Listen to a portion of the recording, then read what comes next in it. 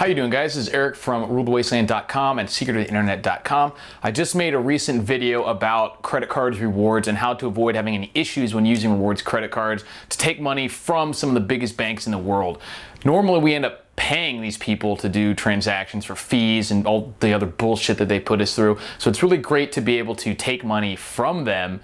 In some cases, a lot of money, but you have to be smart about it. So I'm going to show you exactly what cards I use and how you can build a good rewards credit card base and a stable rewards credit cards to do, all your purchasing with for the most part and actually end up taking money away from some of the biggest banks.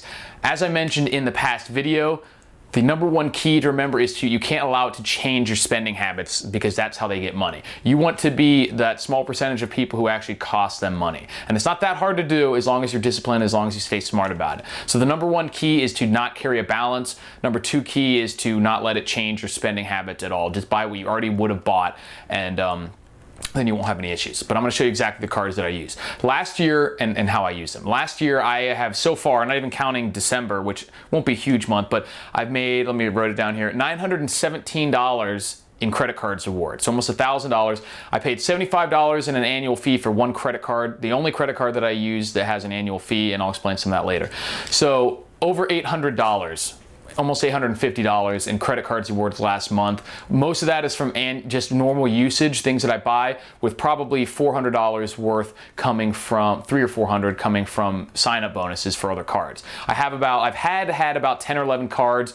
Only about 6 or 7 of them are active, and I only really use about 3 or 4. I don't hold any card with an annual fee except for one, which I'll explain, and some of them I'll sign up for, get the bonus, keep it until there may be an annual fee. A lot of times they waive it for the first year and then I'll cut it off. An example is this City Rewards card that I just signed up for. This one this has a huge bonus, $500 sign up bonus, but it does have an $85 or $95 annual fee, but it's waived for the first year. So once I get the sign up bonus, I'll keep it for just under a year and then cancel it because I don't want to pay any fee.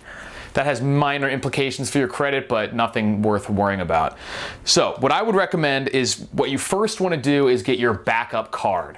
That's the one card that has hopefully is close to 2% on any purchases that you can get, at least 1.5%. Most cards have a bottom line of 1%. There's a Capital One card that has 1.5% on everything. I think there's a Citi card that gives you 1% when you pay it and another percent, or when you purchase, and another percent back when you pay the bill, giving you 2% effective cash back. So you want to, and I have the USAA World MasterCard, which is 1.5% cash back on everything. And another reason I like this card is because you can cash in the rewards at any time, whether that's $1, $2, $3, $4. Most cards have some sort of threshold you have to reach, and the higher it is, the more of a pain in the ass it is. So this is my baseline card. If I don't have another card that specifically gives me more than 2% or 2% or more, I put it on the USA MasterCard. So that's my card. If it's not in a special category, my spending will go on that card.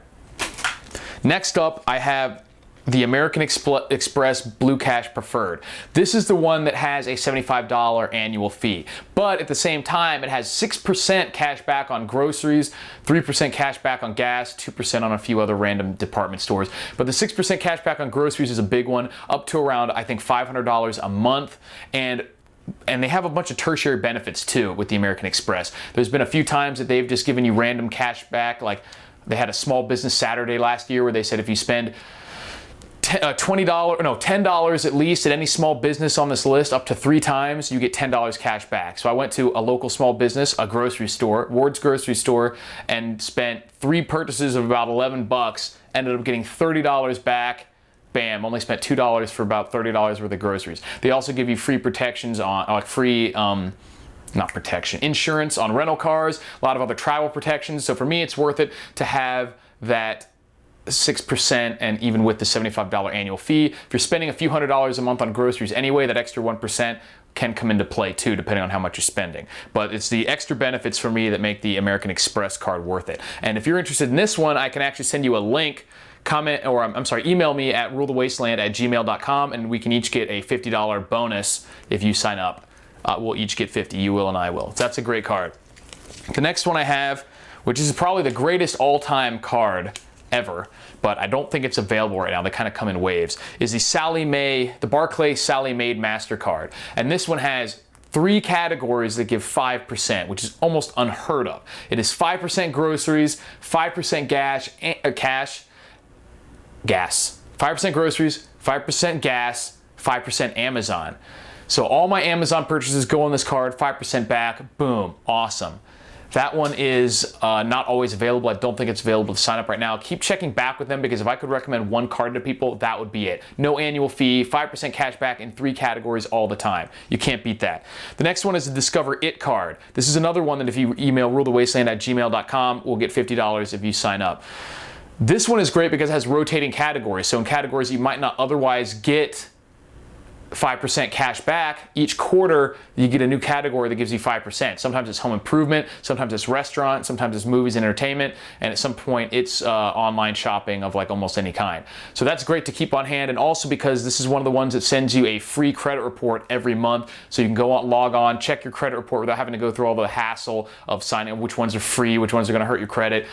From one of the credit agencies, they give you a free credit report every month. Bam, that's nice. So if you're interested in that card or the American Express, email me at rulethewasteland@gmail.com. I'll send you the affiliate link, and we can both make a little extra moolah that way as well. So actually, that reminds me, that's $917 that I quoted at the beginning of the video. That doesn't take into account 2 referral bonuses that I got last year, so that's an extra $100. That's not technically using the credit cards though, but I still have to be signed up for it to do it, so I'm going to count that. It's over $1,000 now. Next up is this one that I don't use too much anymore because I have the Barclay card, but if you can't get that one, the Visa Amazon.com rewards will give you 3% cash back. It's a Chase card, the Chase Amazon rewards, on anything you buy on Amazon. So I was using this for all my Amazon purchases until I got the Barclay card. So if you can't get the Barclay card, use this one for Amazon, use the American Express for your groceries, and then get the Discover card, and you can get gas 5%. Always one of the quarters is gas, and then the other time you can use the American Express. So that's a good one. Another thing good about the American Express card is if at grocery stores, like when I go to Publix, they have a whole wall of gift cards. So you can buy a gas gift card there, and it'll count under the 6% being spent at a grocery store. Sometimes they'll have Lowe's cards, 6% at a grocery store. So you can, even if don't think you're gonna spend $600 a month at a grocery store, or $500 rather, which I certainly don't, you can still get up to that limit with your 6% for other things that you buy, whether it's gas gift cards, home improvement, different things like that. So check and see what they have as far as gift cards at your grocery store. The one thing to keep in mind with the Barclay card and the American Express card is that they do not count Walmart supercenters or Target centers as grocery stores. So it has to be something that's listed. Check with them beforehand. It's things like Winn-Dixie, Publix, Kroger's, Whole Foods, stuff like that are going to be counted as grocery stores, but the big department stores are not counted as grocery stores most of the time. Pretty much ever. So if you spend there, it's not going to come up under the 6%. It's only going to revert back to like the 1% that it has on everything.